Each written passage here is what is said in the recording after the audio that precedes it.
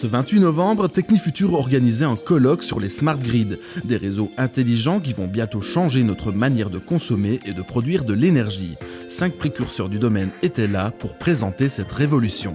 Les smart grids, donc réseaux intelligents, ont plusieurs objectifs.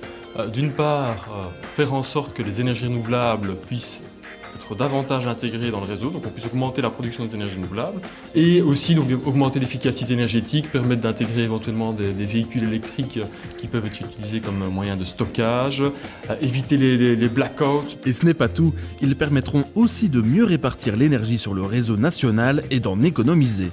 Seulement, pour cela, la nature même du réseau doit changer.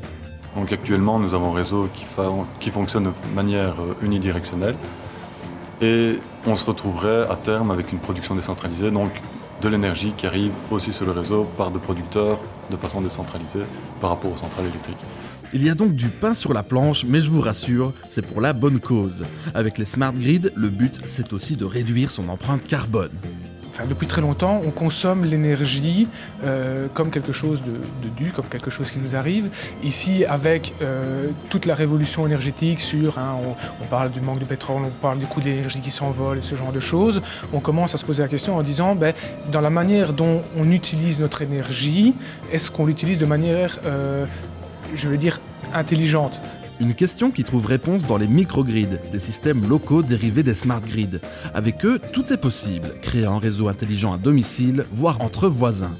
On ne s'isole pas du réseau, mais on va optimiser toutes les ressources que nous avons en fonction justement de l'intelligence qu'a accumulée mon système. Et si je suis dans un réseau de 5, 6, 10, 15, 20 systèmes, eh bien, ils vont interagir entre eux de façon à réguler le processus. On peut imaginer un système de cogénération qui me produit moi de l'électricité et qui va proposer à mon voisin une réserve d'eau chaude si celui-là en a besoin à ce moment-là. Je vous le disais, c'est une révolution, même si beaucoup de choses restent encore à faire pour voir ce rêve devenir une réalité.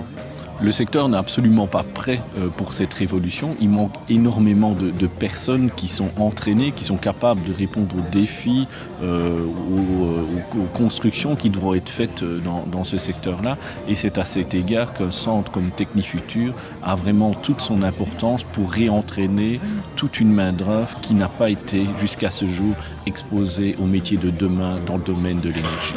Ça tombe bien, Technifutur organisera dès 2018 des formations et des journées d'information sur les smart grids.